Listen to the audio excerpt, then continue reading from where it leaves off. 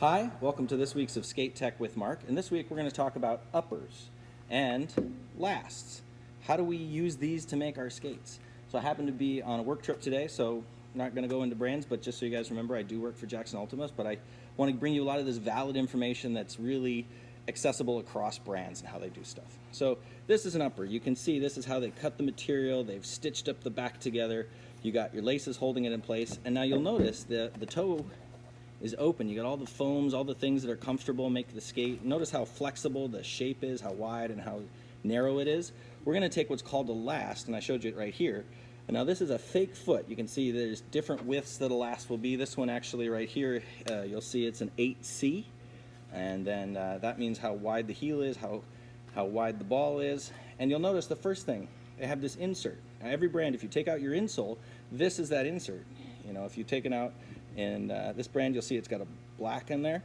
Now on the inserts, a lot of manufacturers will put a shank in there because, you know, as they make this walking step, you see that how it's not flat like your foot would be, but like a skate, because we got that heel on there, or like a high heel lady's shoe would be.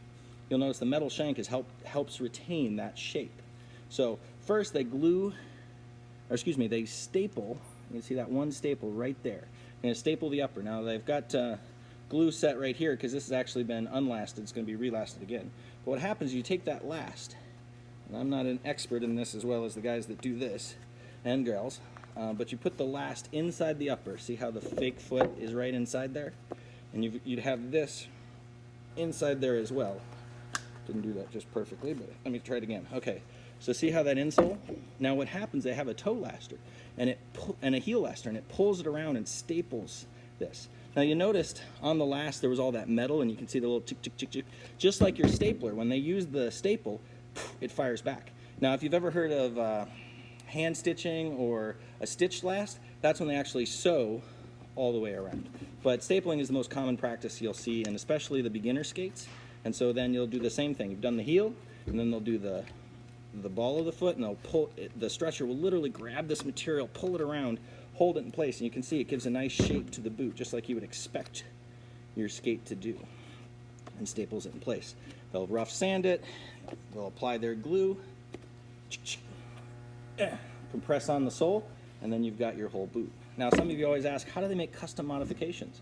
Well, they'll take a last, and actually you'll see that walking pitch again, put it down, because just like your foot, you need to slip it out of there.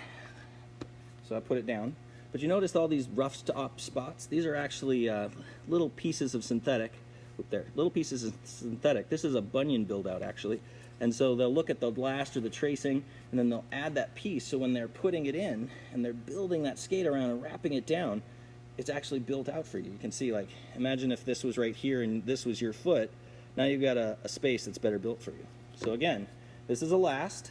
It's the fake foot they build you around. You got your sole.